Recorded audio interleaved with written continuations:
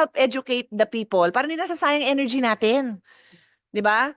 Gamitin natin yung energy natin kung saan kailangan. So, we want to fight for increased funding for multiple projects. So natapos na yung natapos na yung isang dormitory, ang kailangan naman another academic building, then we fight for that.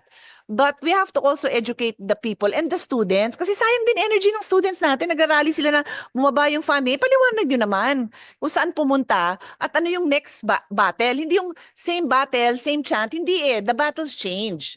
So we have to educate them. Good morning, Senator Sherwin. So that's my little lecture of the day because after this, I allow the resource persons to take the floor and I actually give the floor to my colleagues to ask questions. As chairman, I'm a facilitator.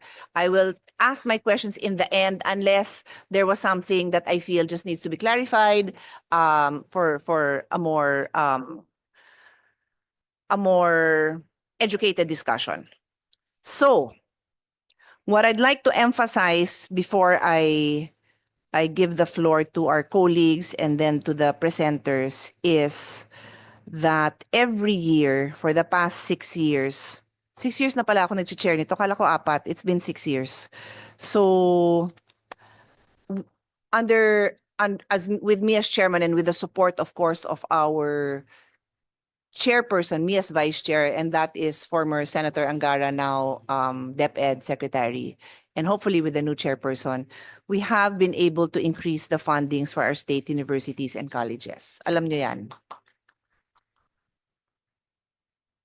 I will take the very low level of clapping as an indication na mahaba yung binyahe nyo.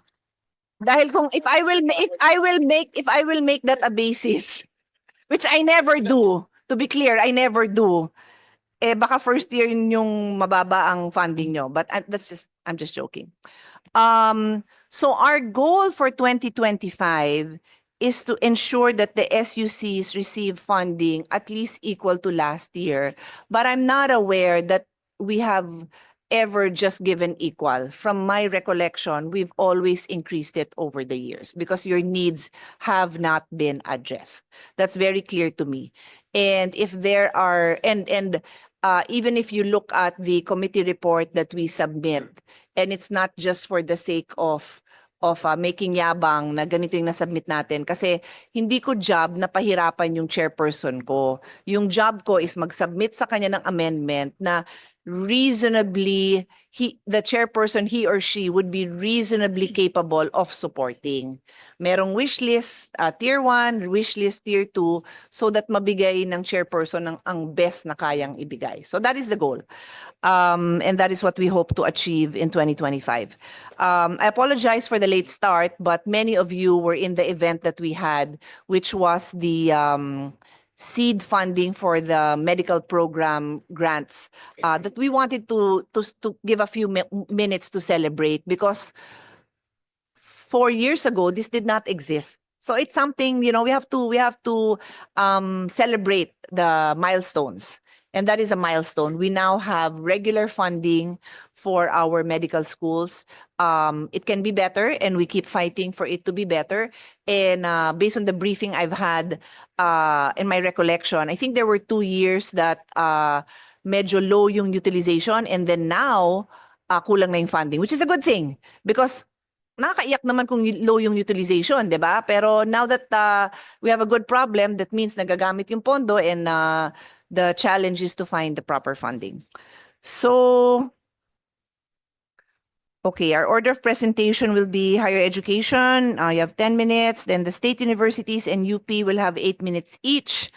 I will ask our colleagues to ask their questions after all the presentations. Maiksi lang naman.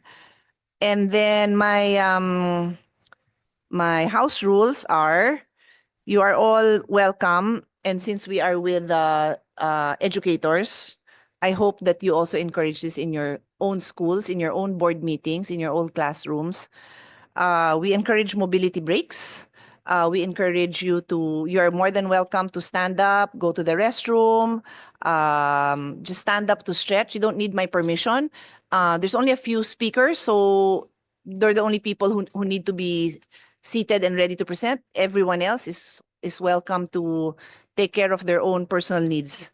And then I'm happy that everyone here did not bring a pet bottle because we are also trying to be sustainable. I hope in the back we encourage, and I hope it's in our notice, because before it was in our notice, na please bring your own water container. We have water dispensers that you can use. And I think that's it. Okay, so I recognize Senator Joel Villanueva as well. And colleagues, do you have a few quick comments? Otherwise, we'll start? No? Yeah, we're good to start? Okay. So, ang order of presentation, I've already given it. So, we'll start with Chairman Popoy, and then please be ready after this, President Tirso Ronquillo.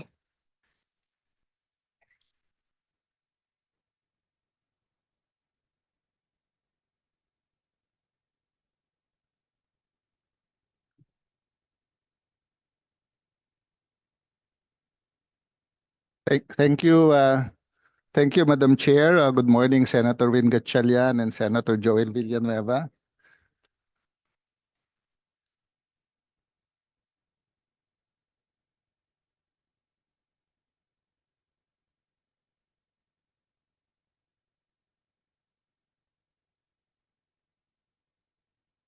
Okay. Can you play the PowerPoint, please?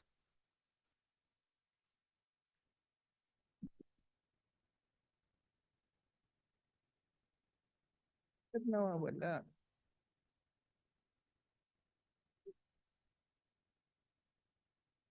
Okay, thank you and to all the presidents of the state universities and colleges. The salient features of the 2025 NEP of CHED.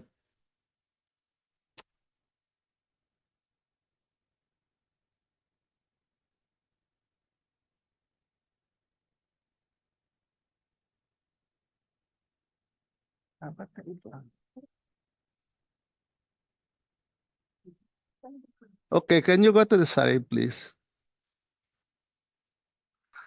Okay, the salient features of the 2025 National Expenditure Program of the Commission on Higher Education is that in our 2025 NEP, we have a total of 31.6 billion pesos allocated, of which 30.1 is from agency-specific budget and 1.5 billion from the HEDF. The biggest and significant funding, next slide please, for this year includes subsidy for UACTE at 26.2 billion, the medical scholarship program at 909 million, the seed fund for medical schools at 150 million, 45 million to implement EMSA recommendations, financial assistance for postgraduate studies, which increased by 688 million, access and success to equity target group